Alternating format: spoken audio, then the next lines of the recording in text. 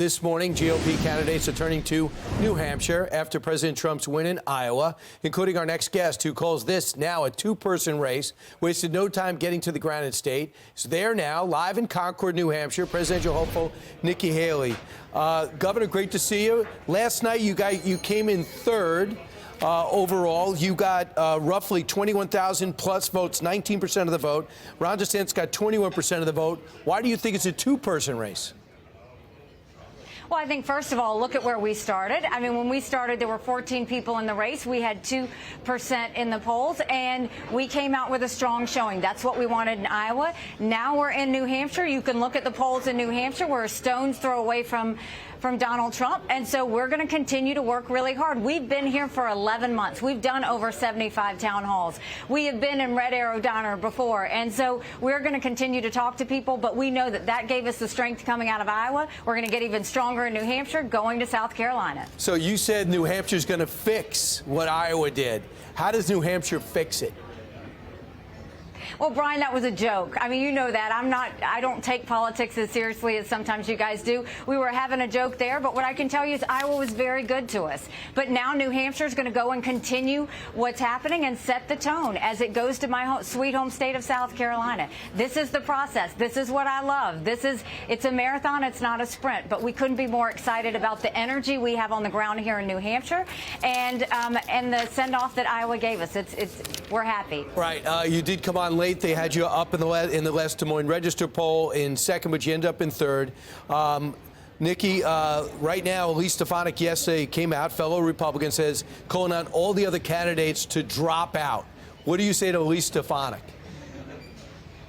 Well, I respect Elise Stefanik, but I will say that you've got 70% of Americans don't want to see a Trump-Biden rematch. The majority of Americans disapprove of both Trump and Biden. If you look at the fact that both Trump and Biden put us trillions of dollars in debt that our kids are never going to forgive them for, and you look at the fact that they are still focused on the past, whether it's investigations, whether it's grievances, we need a new generational conservative leader. That's what Americans want. That's what they're yearning for.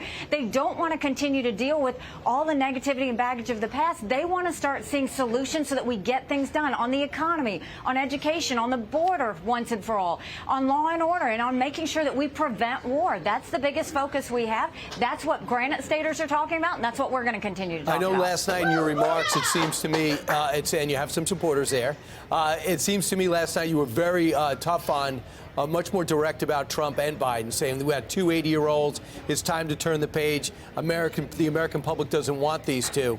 Was that intentional to be tougher after Iowa?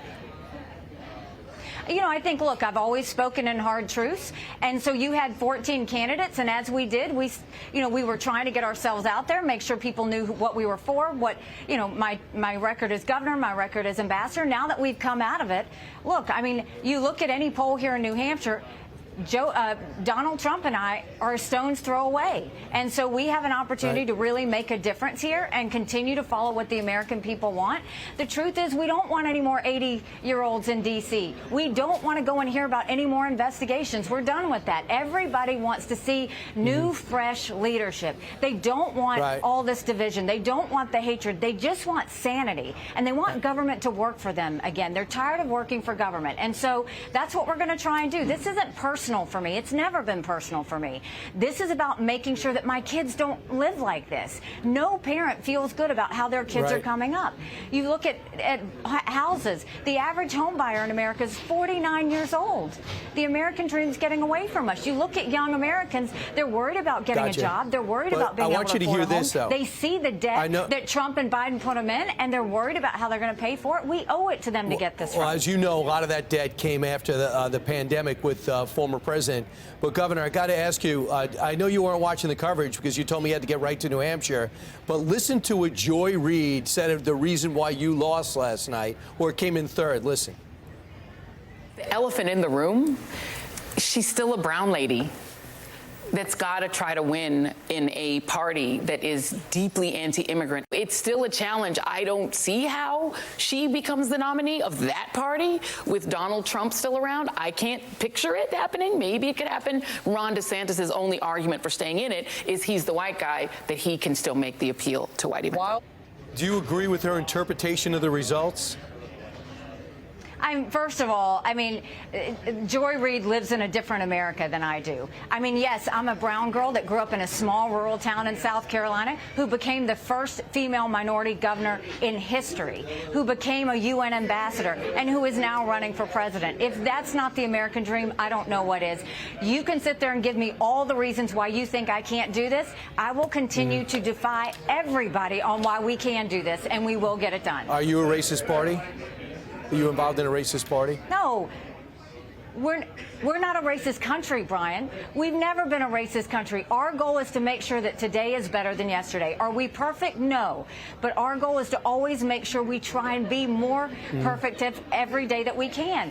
I know I faced racism when I was growing up, but I can tell you today is a lot better than it was then. Our goal is to lift up everybody, not go and divide people on race or gender or party or anything else. We've had enough of that in America.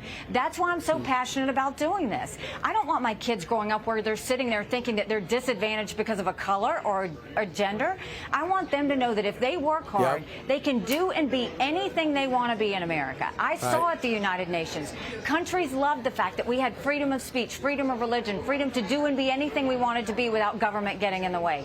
That's why I'm doing this, is because we've got too much chaos in this country, and our kids don't deserve it. And I'm determined to get us back on track where everybody loves America again, and everybody's invested in making her stronger. And that, Governor, it's going to be a primary, not a caucus. It's going to be more traditional. You got 40% of New Hampshire residents who are not affiliated with the party who are going to be able to vote. It's going to be a really exciting week. Thanks so much. Appreciate it.